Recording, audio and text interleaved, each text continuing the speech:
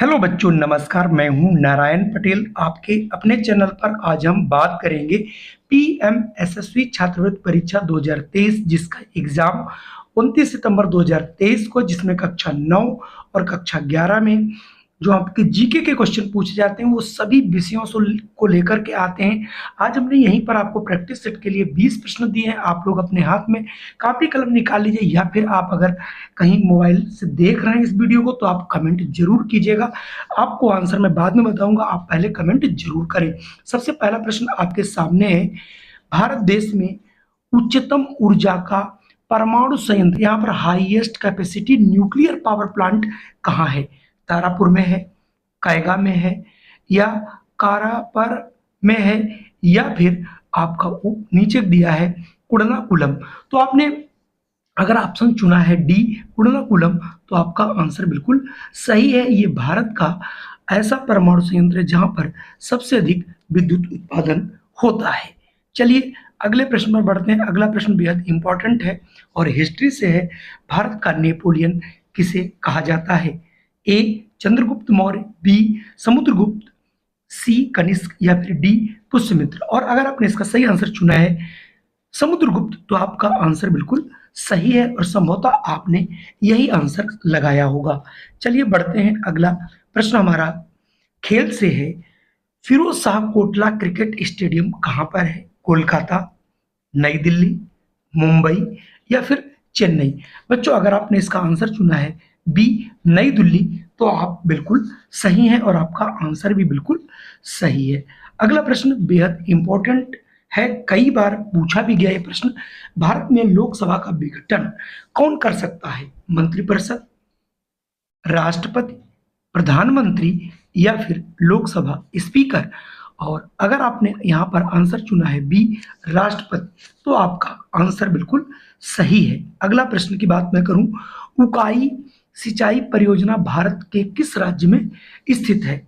मध्य प्रदेश, गुजरात, कर्नाटक, या फिर मध्य प्रदेश। संभवतः इसका आंसर बी गुजरात होगा। हाँ, अगर आपने आंसर चुना है बी गुजरात, तो आपका आंसर बिल्कुल सही है। तो जितनी भी परियोजनाएं हैं आप उनको लिख करके अपने पास जरूर रखिए। एक परियोजना कोई न कोई जरूर एक प्रश्न पूछा जाता है। अगला प्रश्न है, भारत के राष्ट्रीय ध्वज का डिजाइन किसने तैयार किया था? A Annie Besant, B Sarojini Naidu, C Vijaya Lakshmi Pandit, या फिर डी पिंगली वेंकैया। और आपने अगर आंसर चुना है डी पिंगली वेंकैया, तो आपका आंसर बिल्कुल सही है। चलिए बढ़ते हैं अगले प्रश्न पर। अगला प्रश्न है, झंडा गीत किसने लिखा? तो पहली बात, झंडा गीत आपको मालूम होना चाहिए। दोनों तरीके से प्रश्न पूछा जा सकता है। झंडा ऊंचा रहे हमारा, ये वाला गीत है, किसने लिखा है? रविन्द्रनाथ टैगोर ने, बंकिम चंद्र चटर्जी ने, मैथिली शरण गुप्त ने, या फिर श्यामलाल गुप्त, जिनका उपनाम पार्षद भी है। अगर आपने इसका आंसर डी चुना है बच्चों कि श्यामलाल गुप्त पार्षद, तो आपका आंसर बिल्कुल सही है। दोनों तरीके से प्रश्न पूछा जा सकता है। अगला प्रश्न है, भारत का क्षेत्रफल विश्व के क्षेत्र कुल भौगोलिक क्षेत्रफल का लगभग कितना है? तो ये 2.2%, 2.4%, 2.8%, या फिर 3.2%।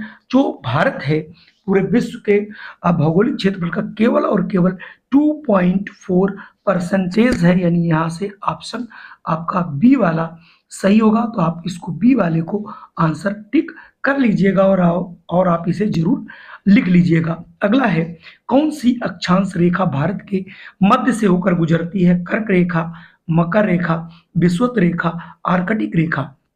और अगर इसका भी आपने आंसर चुना है ए कर्क रेखा, तो आप बिल्कुल सही हैं। ये सारे प्रश्न आपने पढ़े होंगे, नहीं पढ़े तो आप अभी से इनकी तैयारी जरूर कर लीजिए, क्योंकि इसमें आपको 70+ अगर नंबर आपके मतलब 70% से अब नहीं आते तो थोड़ा सा मुश्किल हो सकता है, चूंकि पेपर पर डिपेंड करेगा कैसा पेपर आपका आता है। भारत किस शहर को भारत का मंदिरों का शहर कहा जाता है? कोलकाता, जयपुर, अमृतसर, या फिर भुवनेश्वर। और अगर आपने इसका भी आंसर डी चुना है भुवनेश्वर, तो आप बिल्कुल सही हैं। अगला हमारे पास प्रश्न है, सूर्य के सबसे नजदीक कौन सा ग्रह है? शुक्र, बुध, मंगल, पृथ्वी। ये प्रश्न बहुत बार पूछा जा चुका, हर बार पूछा जा रहा। और अगर इसका भी आंसर आप बी चुने होंगे तो आप बिल्कुल सही हैं। और ये प्रश्न आप जरूर पढ़ के जाइएगा। अगला प्रश्न आपके सामने है, पोस्ट ऑफिस के लेखक कौन है, यानी कि पुस्तक एक है पोस्ट ऑफिस। रविन्द्रनाथ टैगोर, मुल्कराज आनंद, शरत चंद्र चटर्जी या फिर विष्णु शर्मा। मुझे लगता है इसके राइटर होने चाहिए रविन्द्रनाथ टैगोर। ये देखिए ऑप्शन ए ही आपका सही है। अगला प्रश्न है, जीवाणु की खोज किसने की थी? Louis Pasteur, Louis Hock, Robert Hooke, टर्सेली। तो अगर इसका सही आंसर आपने चुना होगा, पढ़ा भी होगा ल्यूवेन हॉक, तो आपका आंसर सही है। नहीं आया यहाँ पर ऑप्शन बी वाला आपका सही होगा। अगला प्रश्न है, अफगानिस्तान की राजधानी है काबुल, इस्लामाबाद, काठमांडू या फिर ढाका। आपको मालूम होना चाहिए काबुल की जो राजधानी है, अफगानिस्तान की जो राजधानी है वो काबुल है, और आपने भी काबुल ही आंसर चुना होगा। अगला प्रश्न वेरी मोस्ट इंपॉर्टेंट है, द्वितीय गोलमेज सम्मेलन कब हुआ था? 1930, 1932, 1931, 1929। और अगर आपने यहाँ पर आंसर चुना है सी 1931, तो आप बिल्कुल सही हैं। अगला प्रश्न है, दीन ए इलाही धर्म की स्थापना किसने की? धर्म था, धर्म छूट गया है। मोहम्मद गजनवी ने, हुमायूं ने, अकबर ने या फिर शेरशाह सूरी ने।